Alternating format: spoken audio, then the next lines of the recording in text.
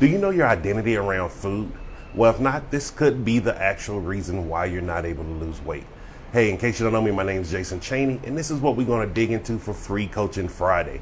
Man, it is so crazy to believe that Friday is already on us, and you know, you really think about it, 2 more weeks, June is coming, like the year is flying by, and really think about it.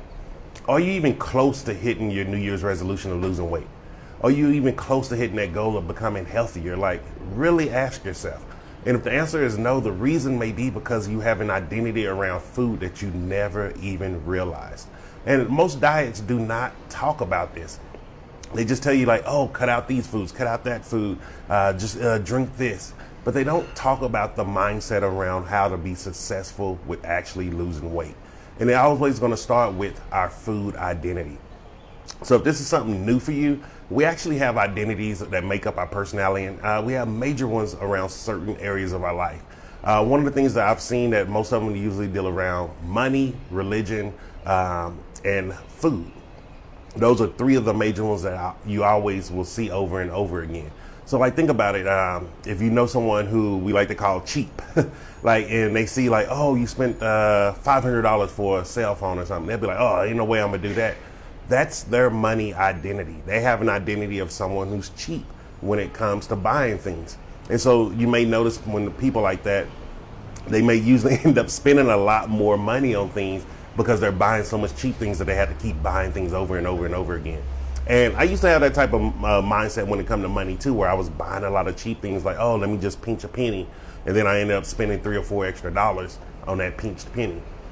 And so when I started actually going through this, I started realizing, hold up, we have the same type of identity when it comes to food also, but we're not aware of it because we're just taught to think like, oh, these are the foods that I love. Like, we have an irrational emotional attachment to food, and we're not looking at it from a logical perspective.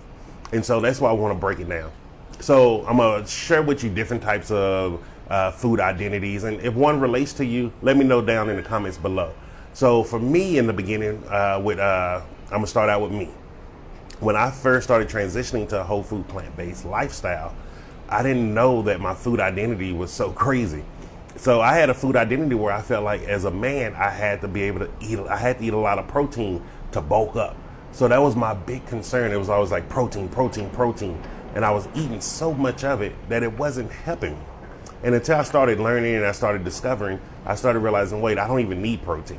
And this is how I've been able to successfully keep weight off for over 4+ years. And this is how I'm continuing to lose weight and get my body to where I want it to be. It's because I have I got a hold of my food identity. Like, I understand my food identity.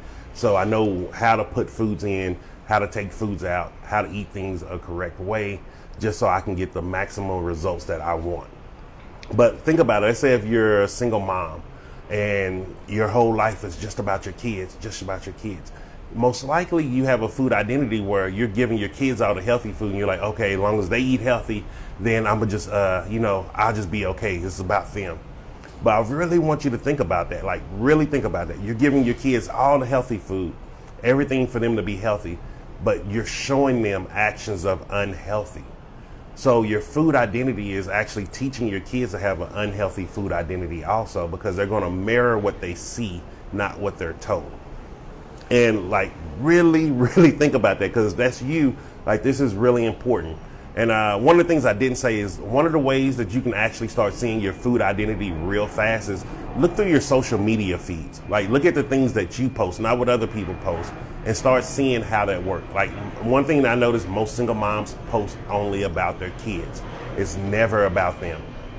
And that means that that person is putting all of their health to the backside because they want to put all their attention and caring about their kids or the other person, their spouse or something.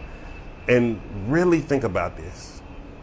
And if you went and sat down with your kids and you asked them, hey, which do you prefer? Do you prefer for me to just keep feeding you healthy food each and every day? Or would you like for me to be a little bit healthier so I can be here a little bit longer with you? Which do you prefer? Every child is going to say they want you. They don't want that you just telling them how to eat healthy. They want the time with you. So really think about that. Like, sometimes we think we're doing the right thing with our food identity, but we're actually doing the wrong thing. And this is where I like to tell people, it's not about trying to be perfect. It's about improving. If you keep improving on all of this, things will get better. And so, like, if you identify with as a single mom who does that, don't be ashamed. It is okay. Let me know. Before we end this live today, I am going to give you an exercise to do. And so that will help you start getting to changing that food identity, but also understanding what type of identity do you want to have around your eating. And so let's say if you're a guy.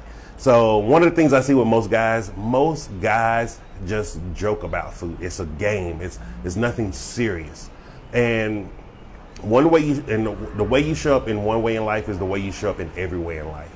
And so usually, like I see, if I see most guys' social media pages, it's always joking. It's things that's probably sometimes a little vulgar. It's things about that has nothing to do beneficial. And then when you look at their health, it mirrors that also. And it's not that they're bad people. It's just that they're not taking life serious. They're not taking their health serious. And a lot of times it's because they're afraid inside. And I used to be there too, where I was afraid of my health. I was afraid to see doctors. I did not want to go to the VA ever again. And I had to start changing those things. And I had to start understanding I am the pilot of my health. I am in control of my health. No doctor's going to give it to me. No one outside is going to do it to me. Not even my wife can give me the health that I want. And so for most guys, they approach health from a joking perspective, but it's actually a fear behind that joking. And so if you identify with that, just let me know. Don't be ashamed. These food identities isn't to shame you. These are so you can start understanding, okay, this is the food identity that I'm working with. Now, how can I make it better? How can I improve?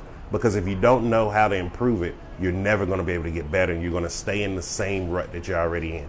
And let's just talk about it. Like, let's just be honest and be just blunt about it.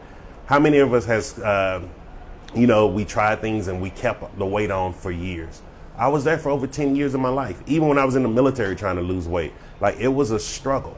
It was because I didn't have an identification of my food identity. I didn't know nothing about my food home. I didn't know nothing about eating healthy. I had to figure all of this out on my own. And so don't feel ashamed about this. Like, everyone has this. Like, I can share with you like a story. Just the other day, I was in the downtown area here with my friend, and she was telling me how, like, she's getting too big now. She want to start losing weight. And I was like, so what you going to do? And she was like, well, either I'm going to have to buy new jeans or I'm going to have to start exercising or something. But listen to those two options: buy new clothes or exercise. And then I asked her, well, why don't you just eat a little differently? That never even was a part of her thought pattern of how to be able to get healthier, to be able to lose a little bit of weight, get into some smaller pants. Like, really think about that. This is a global issue when it comes to eating. We don't have an identification of our food home. We don't have an identification of our food identity. And because of this is why so many people are sick. This is why so many people are struggling with losing weight, is because we're told the thought that, oh, the way we eat is the way we're supposed to eat. It's not true. The way we eat was put up on us. We were taught to eat from our parents. They were taught to eat from their parents, and so on and so on. So we can change those patterns. And you have to do it by identifying your food identity. So I'm going to share one last one. And this one, and I'm not beating up on the guys, but hey, I have a lot of male friends, especially through the social medias, and I see a lot of things that people put. And another way is if you show up and you're one of those people that you're defensive, you're argumentative. Like, you're like, oh, I'm going to eat bacon till the day I die. Oh, you can't take away my bacon. Bacon got me everything. And then they're talking about their health problems afterwards. But the bacon didn't do nothing with that. It didn't have nothing to do with that. Like, you have to be very careful if this is your identity, because this right here is one of the identities that is really, really dangerous. And what I mean by dangerous is because it's black or white. Eating isn't black or white. It's all gray. Everything is gray. And you have to stay in the gray area. You have to just navigate through it, because if you stay in the black and white, you're going to be this or that, this or that, this or that. And this is how people yo-yo diet so much, because they're in that black and white space with their food identity. And so if you're someone like that who's like, oh, I got to eat this, well, you have to start educating yourself. Like, the best way for you to start changing your food identity is start educating yourself, and listening to people outside of the networks that you already know.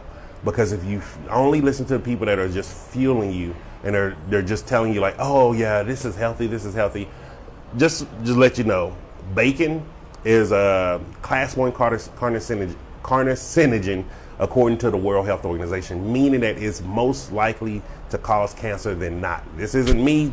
This is from people way smarter than me in the World Health Organization, and they say this.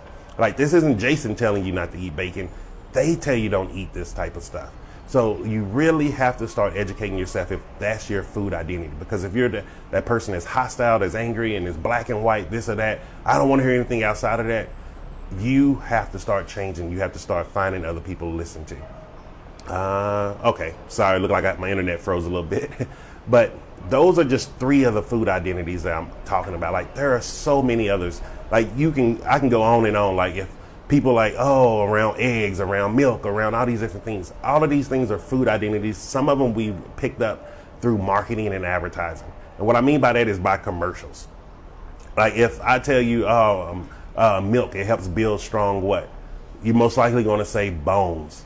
Like, that is because you've been advertised, you've been marketed to since you was a child. That's not your food identity. That was a food identity that was put on you. And so that's why I mean, like, you want to really start discovering these food identities and start seeing what has been put on you and what is really your choice. One of the things I learned as I started discovering this is I just naturally don't like certain things, and meat was one of them. And it's funny being from Texas, which is a steak country, but I don't like steak. I didn't like it. I don't like eating heavy things that go into my stomach, and I just feel weighed down. So like, I hope this was really helpful for you. I hope you got some value from this. If you like this, go ahead and hit that like button. If you know someone who's struggling with trying to find out their food identity, they're struggling with trying to just figure out how to eat healthier, go ahead and share this to them. Just hit that share button below. And if you want to be in part of the community and you want to be part of the free Facebook group, it is free, not free 99. It is free. All you have to do is just click the link up above, request to join in, just fill out the little questions on there. If you like emails where I send recipes, different tips and tricks on how to lose weight, different things that I've done, just put your email in there also. That way I'll email those to you. Email out like 4 or 5 times a week. I don't know. But that is just what that's there for you. Remember, this is my life mission. Like, I'm doing this because after I figured this out, like, I knew the world had to know about this. I knew other people who was out there struggling in the same places as me needed to know about this. But I know there's someone out there that just feel the same way I used to feel. I used to feel like, look, I was a loser. I used to feel like I was not good enough. I also felt at one point like I didn't even deserve to live anymore, because what type of man lets himself get to 550 plus pounds? I don't want you to have to ever go through that ever again. This is why I do all of this. This is why I spend so much time reading books. This is why I spend so much money investing in doctors and learning from them, investing in the plant-based communities and learning from them. And so if you like this information, just go ahead and click the Facebook link up above. Hit a like again also. And if you know someone who needs this information, just hit that share button. And so hope you have a great Friday, have a great weekend, and stay supercharged.